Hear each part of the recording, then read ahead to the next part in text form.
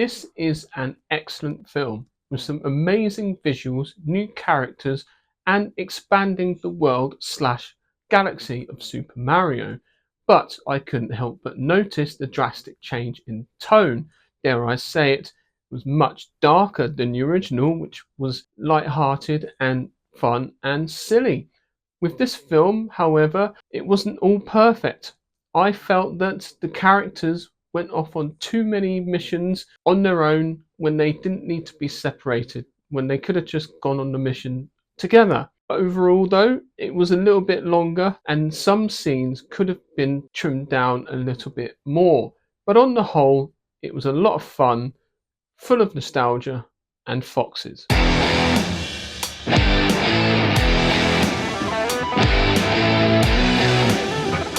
The story of the Super Mario Galaxy movie is that it starts off with Mario and Luigi finding Yoshi in a tomb and then eventually teaming up. Princess Rosalina gets captured by Bowser Jr., who's trying to prove to his father that he can go out on his own and build his own empire. Finding out that Princess Rosalina has been captured makes Princess Peach decide to go on a rescue mission herself. Tagging along with her is Toad, and they go off on their own mission. Then Mario, Luigi, and Yoshi, as well as Bowser Sr., end up going on a rescue mission to find Princess Peach. And then along the way, they rendezvous at a spaceport, and this is where we meet the worst, best kept secret in the entire film, Fox McCloud, Star Fox himself.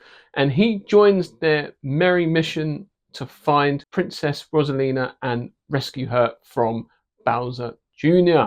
So there's a lot of good things going for this film, and it has a rich story and visual background that it can draw from Nintendo's back catalogue of games and characters and artwork, and they can pour all of that knowledge and all of that artwork onto the screen, which they do here beautifully. They really have nailed the animation and the cartoon aspect of it, and it has come a long way. It is leaps and bounds ahead.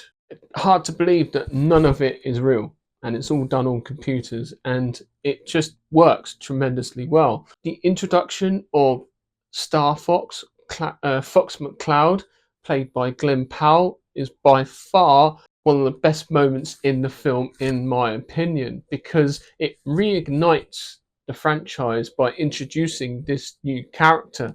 Yes, Yoshi was good and he was kind of cute in a sort of fun sort of way, whereas Fox McCloud, he just, as soon as he came on screen, was just oozing charisma and oozing confidence and cool, and everything about that character was just like really fun as well. And Glen Powell looked like he was having an amazing time.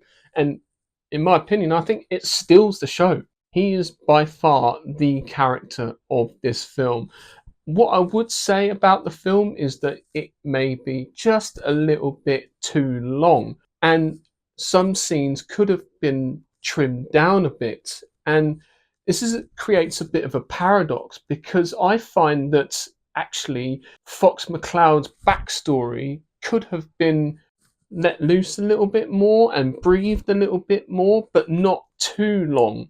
I think they could have stretched it out just a little bit, but other scenes were clearly dragged on way too long. For example, the Princess Peach fight in the weird casino room, that could have just been a couple of fights and combinations and all that sort of stuff, and didn't need to drag on as long as it did.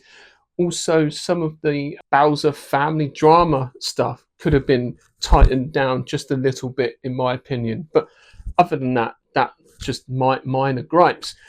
I don't know whether or not they did this by accident, but they referenced rather a lot of films, that TV shows that you all know from pop culture, from Indiana Jones, from Star Trek, Star Wars. I mean, you name it. I mean, there's a Pirates of the Caribbean reference in there. Like, where'd those pirate ships come from? Bizarre.